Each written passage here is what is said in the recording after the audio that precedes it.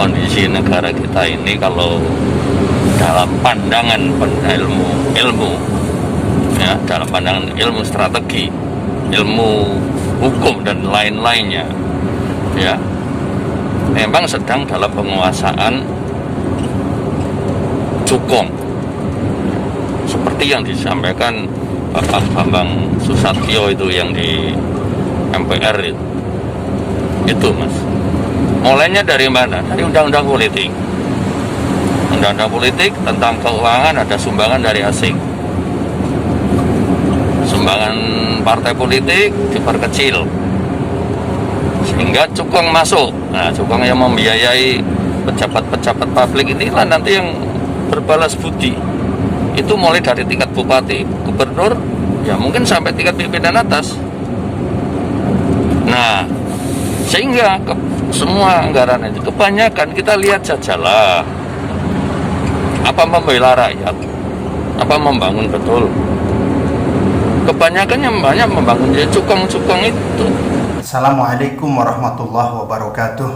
Bismillah, alhamdulillah, summassalatu wassalamu ala rasulillah wa ala alihi wa ashabihi wa mawalah, la hawla wa la quwata illa billah mabada.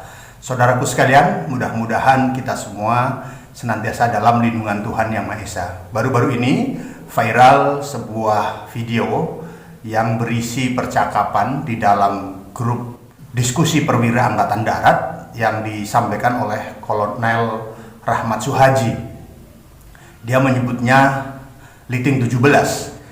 Dalam video tersebut, Kolonel Suhaji mengatakan bahwa itu merupakan diskusi internal antar perwira di lingkungan Angkatan Darat. Tetapi tema yang disampaikan ini menurut saya harus diketahui oleh umum, bahwa itu setidaknya merupakan gambaran dari seorang perwira militer.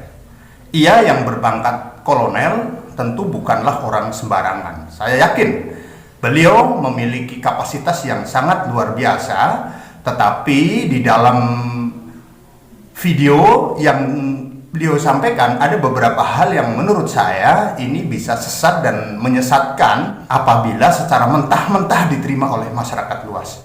Pertama, beliau menyampaikan bahwa Indonesia dalam kekuasaan cukong asing. Hal itu dengan menyetir pernyataan dari Kemang Susatyo dikarenakan anggaran parpol yang sangat minim. Dana partai politik yang diberikan negara kepada partai politik sangat minim, sehingga memungkinkan para politisi di Senayan ini menjual pasal-pasal di dalam perumusan undang-undang dengan kepentingan untuk menguntungkan cukong semata. Nah, ini sebenarnya sudah terjawab dengan jelas. Pemerintah sudah menetapkan Peraturan Pemerintah Nomor 1 Tahun 2012 tentang perubahan kedua atas Peraturan Pemerintah Nomor 5 Tahun 2009 tentang bantuan keuangan kepada partai politik. PP tersebut ditandatangani oleh Presiden Jokowi pada 4 Januari 2018 lalu, diundangkan oleh Menteri Hukum dan HAM pada tanggal 5 Januari 2018, di mana dalam PP tersebut yang sebelumnya bantuan politik dari pemerintah kepada partai politik sebesar Rp108 dihitungkan berdasarkan suara sah pada pemilu, pada PP 1 2012 ini naik hampir 10 kali lipat. Dari yang semula hanya Rp108 menjadi Rp1.000 per suara sah. Sehingga menurut saya tidak tepat kalau kemudian maraknya jual beli pasal di dalam perundang-undangan ini dikaitkan dengan minimnya bantuan politik bagi partai politik.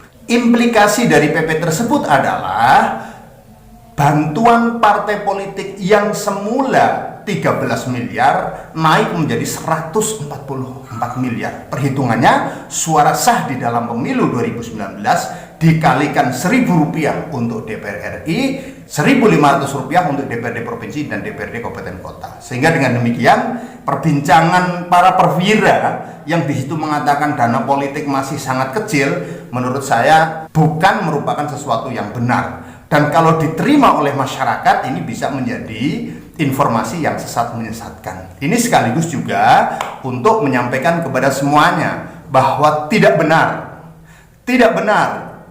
dana parpol yang diberikan oleh pemerintah kepada partai politik itu jumlahnya sangat minim, tetapi jumlahnya proporsional karena dana bantuan partai politik ini hanya digunakan untuk operasional partai politik, digunakan untuk pendidikan politik. Nah, sehingga dana sejumlah itu tentu bukanlah angka yang kecil, tetapi angka yang cukup besar. Dan kalau kemudian terjadi jual beli pasal, jual beli undang-undang yang terkait dengan masa depan bangsa dan negara dengan alasan anggaran partai politik yang minim, ini tentu sesuatu yang tidak dibenarkan. Bukan kesalahan, sekali lagi, bukan kesalahan pemerintah. Tetapi kalau itu terjadi, itu murni merupakan kesalahan personal-personal yang ada di partai politik. Tetapi kita berharap tidak akan pernah ada yang namanya jual beli negara untuk dan atas nama kepentingan pribadi atau golongan. Kemudian beliau juga menyampaikan bahwa di dalam kampanye pemilu 2019 lalu, pasangan calon nomor 2 yang sekarang menjadi Menteri Pertahanan, beliau menyampaikan Pak Menhan bahwa 4 orang terkaya di Indonesia memiliki kekayaan sama dengan 100 juta orang. Artinya ini ada mafia. Perlu diketahui bahwa Bapak Jokowi menjadi Presiden Indonesia merupakan hasil pemilu 2014 dan pemilu selanjutnya pemilu tahun 2019. Kalau kemudian banyak cukong-cukong mafia-mafia yang kaya raya, saya yakin, hakul yakin bahwa itu tidak diakibatkan oleh kebijakan yang dibuat oleh Presiden Jokowi. Tidak mungkin. Kalau kampanye itu dilakukan 2019, artinya dalam waktu 5 tahun, 2014 sampai 2019, ada cukong-cukong yang diproduksi oleh pemerintahan Jokowi ini, sehingga kekayaan 4 orang ini melebihi kekayaan 100 juta orang. Jadi anggapan bahwa pemerintah ini melahirkan mafia-mafia yang itu dari cukong-cukong, saya kira juga ini anggapan yang tendensius dan tidak pantas kalau itu diucapkan oleh seorang perwira tinggi militer, walaupun itu adalah diskusi pribadi. Kemudian beliau juga menyinggung adanya jual beli perizinan lahan hutan dari hutan konversi menjadi hutan produksi. Saya bisa pastikan itu tidak terjadi pada era pemerintahan yang sekarang. Kalau sekarang masih ada, itu terjadi pada masa pemerintahan sebelumnya, pada masa pemerintahan sebelum Presiden Jokowi. Beberapa kali di dalam pertemuan-pertemuan pemerintah sudah menjelaskan bahwa pada masa pemerintahan Jokowi ini tidak ada istilah konsesi lahan yang begitu besar yang diberikan kepada pihak ketiga. Bahkan pihak ketiga yang terbukti tidak bisa mengelola izin pengelolaan hutan yang diberikan oleh pemerintah, izinnya akan dievaluasi bahkan dicabut. Nah, ini saya kira juga tidak pas kalau dikatakan bahwa itu merupakan kebijakan pemerintahan saat ini. Kemudian beliau juga menyinggung di laut Undang-Undang Perikanan merugikan nelayan. Nelayan nyaris tidak ada perlindungan. Terbukti dengan kapal yang di bawah 60 GT hanya diberikan edukasi, bukan ditangkap. Ini juga saya kira penjelasan yang terpotong-potong. Bukankah pada masa periode pertama Presiden Jokowi, di mana waktu itu Menteri Kelautan dan Perikanan Ibu Susi Pujiastuti, jelas sekali Ibu Susi menerapkan aturan pelarangan kapal-kapal pukat harimau beroperasi di daerah lautan. Bahkan ketegasan beliau, kapal-kapal asing yang terbukti mencuri ikan di perairan Indonesia ditembak. Kurang tegas apa? Bahwa kalau kemudian sekarang kebijakan yang dibuat oleh Menteri Susi Pujiastuti ini dirubah oleh Menteri Perikanan yang baru, ya mohon Bapak juga tahu Menteri Perikanan yang baru itu siapa, dari mana, kelompok siapa, siapa di baliknya. Nah, ini yang saya kira perlu untuk disampaikan secara jelas kepada masyarakat, sehingga apa yang disampaikan ini tidak tendensius. Apalagi kalau kemudian Kolonel Rahmat Suhaji ini mengatakan bahwa cukong ini menghendaki komunis untuk berkuasa kembali, Karena dengan berkuasa kembali, maka pemerintah memiliki kekuasaan mutlak. Kekayaan disedot, maka sistem komunisme adalah kepentingan cukong.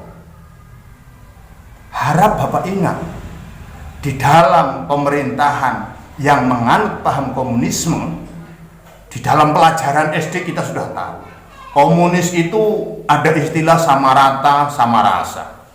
Yang terlalu kaya diatur bagaimana agar tidak terlalu kaya, sehingga harus dibagi kekayaannya dengan rakyat banyak. Jadi jangan mengada-ada menurut saya. Jangan mengada-ada. Cukuplah Jenderal Gatot yang mengada-ada. Beliau menyampaikan PKI bangkit kembali, indikasinya pemutaran G30 SPKI dilarang. Tidak dilarang. Menteri Penerangan pada saat itu, Jenderal Yunus Yosvia, memberikan keputusan agar penayangan film pengkhianatan G30 SPKI ini tidak dilakukan dengan dimobilisasi oleh negara. Kemudian mengatakan PKI bangkit kembali, indikasinya adalah munculnya keinginan untuk mencabut TAP MPRS nomor 25 tahun 66. Ini juga saya kira tidak tepat. Yang mengusulkan pencabutan TAP MPRS nomor 25 tahun 66 itu Presiden Kiai Haji Abdurrahman Wahid.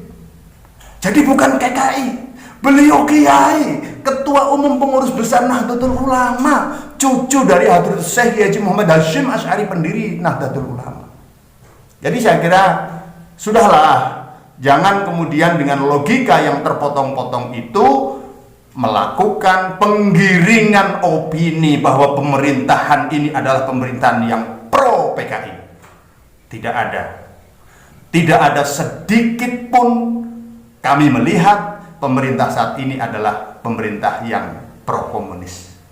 Maka tentu sebagai rakyat biasa, Bapak Kolonel Rahmat Suhaji itu orang pilihan dan terpilih untuk mencapai jabatan kolonel Mawar 3. Itu sesuatu yang luar biasa, yang sangat-sangat sulit dan hanya beberapa orang yang bisa meraihnya.